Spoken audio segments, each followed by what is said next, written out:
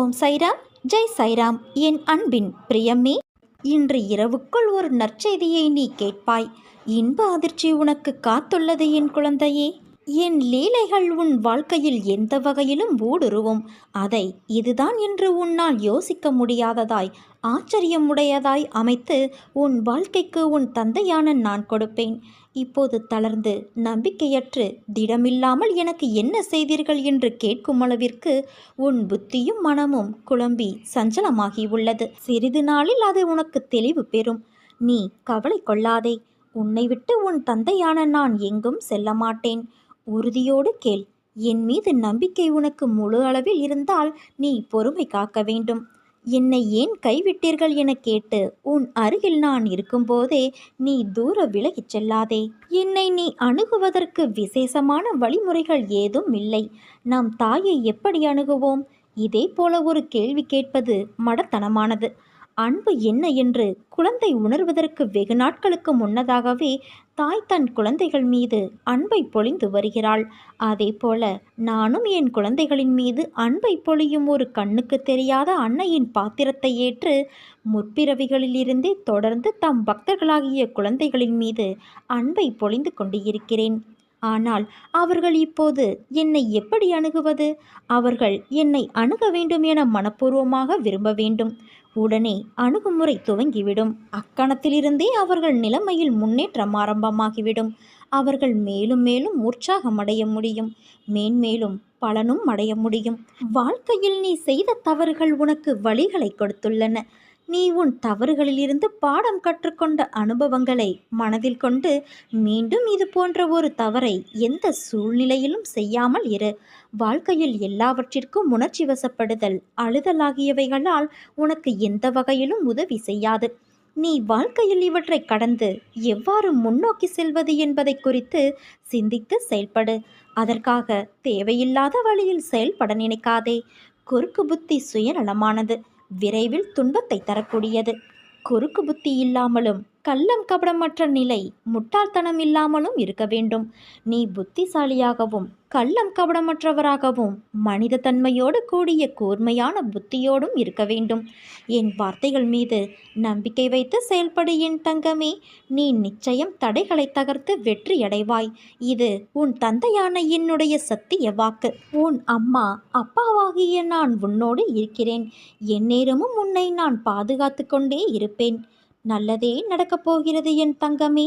கடல் அலை போல 1000 துன்பங்கள் உனக்கு வந்தாலும் உன் தந்தையான நான் உன்னை கரை சேர்ப்பேன் என்ற நம்பிக்கை உனக்கு முழுமையாக இருக்கிறதல்லவா?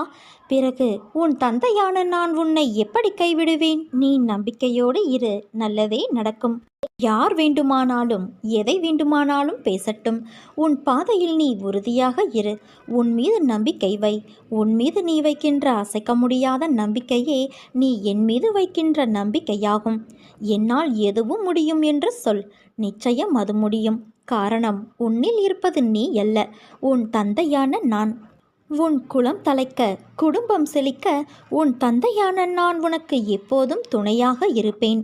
தான் என்ற அகம்பாவத்தை விடுத்து கருணை, மன்னிக்கும் தன்மை, சேவை மனப்பான்மை, அகிம்சை போன்ற தெய்வீக குணங்களை ஒருவர் தமக்குள் கொண்டு வர முடிந்தால் உன் தந்தையான நான் உன்னுடனேயே இருந்து உன்னை வழிநடத்தி அழைத்துச் செல்வேன்.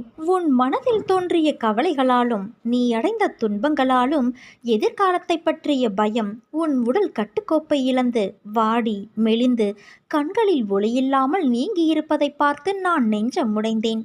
நான் உனக்கு என்னை வெளிப்படுத்தி கொண்டு ஒவ்வொரு நிகழ்விலும் உன்னோடு இருப்பதை உறுதிப்படுத்தி கொண்டே இருந்தேன். இப்போதும் அப்படித்தான் இருக்கிறேன். ஆனால் என்னை காணவில்லை என்றும் உன்னை கைவிட்டு எங்கோ மறைந்து கொண்டேன் என்றும் மனதிற்குள் நினைத்து கொண்டு என் மீது நீ வெறுப்பு காட்டுகிறாய். நீ என்னை பற்றி நினைத்து கொண்டு இருக்கும் அதே வேளையில் நீ சற்றும் எதிர்பாராமல் உன் முன்னால் வந்து நிற்கும் எந்த வண்டியிலாவது என் சித்திர ரூபத்தை கண்டுவிட்ட மகிழ்ச்சியை நீ எப்படியெல்லாம் கொண்டாடி மகிழ்வாய்? அப்படிப்பட்ட நீயா இன்று இந்த நிலைமையில் இருப்பது? உன்னை நான் இந்த கோலத்திலா பார்க்க வேண்டும்?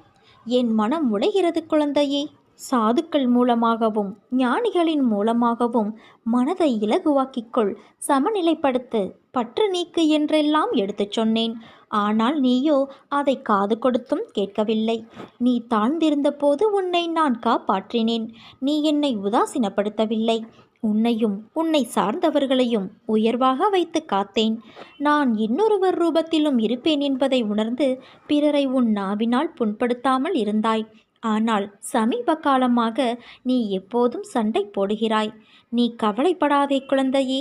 யாரிடமும் எதற்காகவும் கோபத்தை மட்டும் காட்டிவிடாதே. உன்னோடு உன் தந்தையான நான் இருக்கிறேன். உன்னை எந்த தீமையும் தீண்டவிடாமல் நான் பார்த்து கொள்வேன். என் குழந்தைகளை நான் ஒருபோதும் எந்த சூழலிலும் கைவிட மாட்டேன். தேவர்களும் பிறப்பெடுக்க விரும்பும் மானிட பிறப்பில் செய்வதற்கு எத்தனையோ இருக்கிறது. ஆனால் இது தெரியாமல் மாயையில் திளைத்து பொறாமை, கோபம், துவேஷம், உதாசீனப்படுத்துதல் போன்ற செயல்களில் நாம் உழன்று கொண்டு இருக்கிறோம். எதற்காக இந்த மனித ஜென்மம் எடுத்திருக்கிறோம் என்று நீ அடிக்கடி புலம்புகிறாயல்லவா? பல வகையில் வழி தவறி ஓடும் மனதை என் மீது வைத்து கவலையில்லாமல் நீ இரு. வழி தவறிய உன் மனதை எனக்கு அர்ப்பணம் செய்ய வேண்டும் என்றால் முதலில் உன் மனதை நீயே கட்டுப்படுத்தி அதற்கு பிறகு எனக்கு அர்ப்பணம் செய்ய வேண்டும். உன் மனதை கட்டுப்படுத்த வேண்டும் என்றால் அது பூரண விசுவாசத்தோடு செய்யப்படும் பூஜை, பஜனை, பாராயணம், சத்சங்கம் மூலமாக மட்டுமே முடியும். கலியுகத்தில் நாமஸ்மரணை மட்டும் போதும் என்கிறேன் நான். கண்மூடித்தனமாக இல்லாமல் என் பக்தர்களாக இருக்கிறீர்கள் என்பதை நினைத்து கவனத்தோடு மனதை ஒருமுகப்படுத்தி கொண்டு என் நாமத்தை ஸ்மரணை செய்தால் அது போதும் உனக்கு. நடக்கட்டும், என் தந்தையை நான் நம்புகிறேன் என்கிறாய் நீ. ஆனால் நானோ நீ நம்பினால் நடக்கும் என்பதை உனக்கு உறுதியாக சொல்கிறேன். நான் தரும் அருளானது அக்ஷய பாத்திரத்திலிருந்து அள்ள அள்ள குறையாதது போன்றதாக இருக்கும். நீ என்னிடம் வைக்கும் நம்பிக்கையே உனக்கான உயர்வினை தரும். வாழ்வில் எதையெல்லாம் நிரந்தரம் என நீ நினைத்து கொண்டு இருந்தாயோ அவையெல்லாம் நிதர்சனமில்லாத பொய்கள் என்பதை புரிந்து கொள்ளவே சோதனைகள் தரப்பட்டன. யாரை நம்பி உன் உடைமைகளை ஜாமீன் கொடுத்தாயோ அவர்கள் உண்மையில்லாதவர்கள் என்பதை உணர்த்தவே பிரச்சனையில் உன்னை நான் சிக்க வைக்க அனுமதித்தேன். அடுத்தவர்களால் உனக்கு ஒருபோதும் நன்மை இல்லை என்பதை உணர்த்தவே அவர்களின் சுயரூபத்தை உனக்கு நான் வெளிப்படுத்தினேன். ஆனால் நீயோ வெகுளியாக இருந்துவிட்டாய். உனது அன்பு குணத்தை, அப்பாவித்தனத்தை அவர்கள் பயன்படுத்தி கொண்டார்கள். பொருளையும் நம்பிக்கையையும் நீ இழந்து விட்டாய். அவமானமும் பட்டாய். ஆனால் அந்த கெட்ட காலங்களை நீ நினைத்து கூட பார்க்காதே. அவையெல்லாம் பஞ்சமெத்தையில் உனக்காக வைக்கப்பட்ட முட்களைப் போல குத்தி கொண்டு இருந்தவை. இனி வருவது எல்லாமே உனக்கு வசந்த காலங்கள். இதோ நான் உன் வலது கையை பிடித்து தூக்கி நிறுத்தினேன். இந்த உலகில் என்னை விட உனக்கு உண்மையான உறவுகள் யாரும் இல்லை என்பதை நீ புரிந்து கொள்ள வேண்டும் என்பதற்காக பொய்யான உறவுகளை உன்னிடமிருந்து நான் விலக்கி வைத்தேன். என் குழந்தை ஆனந்தமாக இருக்க வேண்டும் என்பதற்காக செய்தேன். ஆனந்தமே பிரம்மம் என்பதை நீ உணர்ந்து கொள்வதற்காக செய்தேன். ஆனந்தம் என்பது மனம் மகிழ்ச்சியாக இருக்கும்போது வருகிறது. மன மகிழ்ச்சி எப்போது வருகிறது தெரியுமா? உன் கோரிக்கைகள் அனைத்தும் நிறைவேறிய பிறகு வருகிறது. அதனால் உன் கோரிக்கைகளை எல்லாம் நிறைவேற்றி உன்னை ஆனந்தமாக வைத்துக்கொள்ளவே இவ்வளவு நேரமும் உன் தந்தையான நான் முயன்று கொண்டே இருக்கிறேன். வாழும் நாட்கள் எப்படி இருக்க வேண்டும் என்று என்றைக்காவது நீ யோசித்து இருக்கிறாயா? அப்படி நீ யோசிக்க ஆரம்பித்தால் உன் வாழ்க்கையில் வெறுப்பையும் வெறுமையையும் உணர்ந்திருக்க மாட்டாய். வாழ்க்கையில் நினைத்ததையெல்லாம் கிடைத்துவிட்டால் உன் வாழ்க்கையின் சுவை எப்படி இருக்கும் என்று யோசித்துப்பார். நீ நினைப்பவையெல்லாம் நல்லதும் இருக்கும், கெட்டதும் இருக்கும். அவைகள் எல்லாம் உன் வசம் கிடைத்தால் நீ திருப்தி அடைவாய். ஆனால் உன்னை சுற்றியுள்ளவர்களுக்கு அது பாதகமாக இருக்கும் என்ற யோசனையே உனக்கு வராது. நீ என்று உன் விருப்பங்கள், உன் கனவு, உன் ஆசை, லட்சியம் என்று வாழ்ந்தால் சுயநலமாய் நீ மட்டும்தான் உன் வாழ்க்கையில் ஒத்தையாக இருப்பாய், ஓசையில்லாத இசைக்கருவி போல. முதலில் ஏன் இப்படி என்னை படைத்துள்ளீர்கள் என்று என்னிடம் நீ முறையிடுவதை நிறுத்து. உன்னிடம் நிறைய திறமைகள் உள்ளது. ஆனால் அதை செயல்படுத்த தெரியவில்லை. வாழ்க்கையில் உள்ள கஷ்டம் என்ற ஒன்றையே நினைத்து அதில் தேங்கி நின்று முன்னேறாமல் சோம்பேறியாக இருந்தால் வாழ்க்கையில் நீ நின்று கொண்டேதான் இருப்பாய். நேரங்கள், நிமிடங்கள் போய்கொண்டேதான் இருக்கும். வாழ்க்கையில் முதலில் உனக்கு எது தேவையுள்ளது, எது தேவையில்லாதது என்று பட்டியலிடு. தேவையுள்ளவற்றை முன்னே நிறுத்து. அதற்கான முக்கியத்துவத்தை கொடு. அதற்காக உழைத்து போராடு. நிச்சயம் எல்லா விஷயத்திலும் நீ முக்கியமாக திகழ்வாய். உன்னோடு நான் என்ற உன் தந்தை இருக்கிறேன். என் பரிபூரண அருளும் ஆசிர்வாதமும் உனக்கு எப்போதும் உண்டு என் குழந்தையே. போராட்டமே இல்லாத வாழ்க்கை இங்கு யாருக்கும் அமைவதில்லை. போராட்டத்தை சந்திக்காத எந்த உயிரும் பூமியில் வாழ முடியாது. பிறந்தது முதல் இறப்பது வரை போராட்டம் இருந்து கொண்டேதான் இருக்கிறது. பிறந்த குழந்தை கூட அழுகை என்னும் புரட்சி செய்துதான் தன் தேவைகளை பூர்த்தி செய்கிறது. போராட்டத்தில் பிறந்து போராட்டத்தில் வளர்ந்து போராட்டத்தில் மடிவதுதான் வாழ்க்கை. இன்று மனிதன் போராட்டமில்லாத வாழ்க்கையை வாழத்தான் ஆசைப்படுகிறான். அதைத்தான் விரும்பவும் செய்கிறான். வாழ்க்கையில் தங்கள் குறிக்கோளை நிலைநிறுத்திக் கொள்ள ஒவ்வொரு மனிதனும் இவ்வுலகில் போராட வேண்டியுள்ளது. பூந்தோட்டத்தில் ஒவ்வொரு நாளும் புது புது மலர்கள் பூப்பதுண்டு. ஆனால் அவை நிலைப்பது இல்லை. அது நியதியும் இல்லை. அதே போலத்தான் வாழ்க்கை என்னும் பூந்தோட்டத்தில் இன்பமும் துன்பமும் வருவதும் போவதும். எவ்வாறு பூந்தோட்டத்தில் மலர்ந்த ஒரு பூ நிலைப்பது இல்லையோ அதே போலத்தான் வாழ்க்கையும். வாழ்க்கையில் உங்களுக்கு அழுவதற்கு 100 காரணங்கள் இருந்தாலும் சிரிப்பதற்கு என்னிடம் 1000 காரணங்கள் இருக்கிறது என்று வாழ்ந்து காட்டுங்கள். நேர்மையான வாழ்க்கை பாதை முட்கள் நிறைந்த கரடுமுரடான பாதைதான். இந்த பாதையில் முட்களாகவும் கரடுமுரடான கற்களாகவும் பிறரின் அவமான பேச்சுக்களும் பழி சொற்களும் நியாயமில்லாத விமர்சனங்களும் தான் நிறைந்திருக்கும். போராட்டம் இல்லாத வாழ்க்கை இல்லை. வாழ்க்கையை அழகானதாக மாற்றிக்கொள்வது நம் கையில்தான் உள்ளது. எல்லோர் வாழ்விலும் இன்ப துன்பங்கள் உள்ளன. நாம் அவற்றை எப்படி எடுத்துக்கொள்கிறோம் என்பதுதான் முக்கியம். ஆசையை குறைத்து கொள்ள வேண்டும். மனநிறைவு இருந்தாலே போதும். வாழ்வில் மகிழ்ச்சி நிலைத்திருக்கும். போராட்டங்கள் இருந்தாலும் கூட யாரும் வாழ்க்கையை வெறுப்பதில்லை.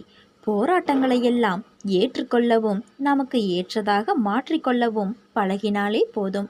வாழ்க்கை பூந்தோட்டமாகும். நீங்கள் எப்படிப்பட்ட பாதையில் பயணம் செய்தாலும் உங்கள் நற்சிந்தனைகளாலும் நற்செயல்களாலும் மலரும் புதிய பயனுள்ள மலர்களால் பாதையை நிரப்புங்கள்.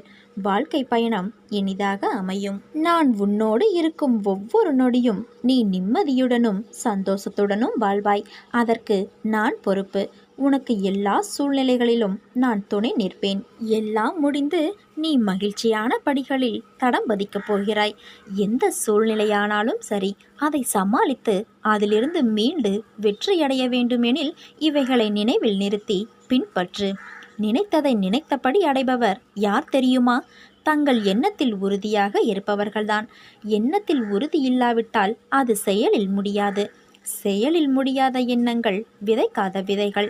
மாறாத உறுதியான எண்ணம்தான் எல்லா வெற்றிக்கும் ஆரம்ப விதி. எண்ணுவதெல்லாம் உயர்வானதாகவே இருக்க வேண்டும். பாதகமான சூழ்நிலைகளிலும் உயர்வான எண்ணங்களை எண்ணுவதை விட்டுவிடக்கூடாது. எண்ணமே வாழ்க்கை என்பது அனுபவ உண்மை. சாதகமான சூழ்நிலைகளில் பாசிட்டிவாகவும் உயர்வான எண்ணங்களையும் நினைப்பது பெரிய விஷயமல்ல. பாதகமான சூழ்நிலைகளிலும் அதே எண்ணங்களோடு இருப்பவன்தான் வெற்றியை தனதாக்கிக் கொள்கிறான். தனக்கு பொருந்தும் செயலையும் அதற்கு அறிய வேண்டியதையும் அறிந்து அதனிடம் நிலைத்து முயல்கின்றவருக்கு முடியாதது எதுவும் கிடையாது. வெற்றிக்கு 1000 வழிகள் இருக்கலாம். நம் இயல்புக்கு பொருந்துகிற வழியை தேர்ந்தெடுத்து அதற்கு அறிய வேண்டிய அனைத்தையும் அறிந்து அந்த வழியில் விடாமுயற்சியுடன் முயன்றால் வெற்றி நிச்சயம். வேண்டிய பொருள், ஏற்ற கருவி, தக்க காலம், மேற்கொண்ட செயலின் தன்மை, உரிய இடம் ஆகிய 5னையும் குழப்பமின்றி சிந்தித்து செயல் புரிய வேண்டும். இந்த 5இல் ஒன்றில் குழப்பம் இருந்தால் கூட அது வெற்றி வாய்ப்பை பாதிக்கும். காலம் நீட்டித்தல், மறதி, சோம்பல், அளவுக்கு மீறிய தூக்கம், இந்த 4ம் கெடுகின்ற இயல்புடையவர்கள் விரும்பி ஏறும் மறக்கலாம். வெற்றியடைய வேண்டுபவர்கள் தோல்விக்கான வாகனத்தில் பயணம் செய்யலாமா? என் வார்த்தைகள் மீது நம்பிக்கை வைத்து செயல்படு. நான் உன் பக்தியைத்தான் எதிர்பார்க்கிறேன். என்னை நினைவில் கொள். நீ அன்னதானம் செய்தவுடனேயே உனக்கு மன நிம்மதி கிடைக்கும். நீ விரும்பிய வேலையும் முடிவரும். நாம் நம்பிக்கையோடு இருந்தால் நல்லதே நடக்கும். சாயிருக்க பயமேன். ஓம் சாய்ராம், ஜெய் சாய்ராம்.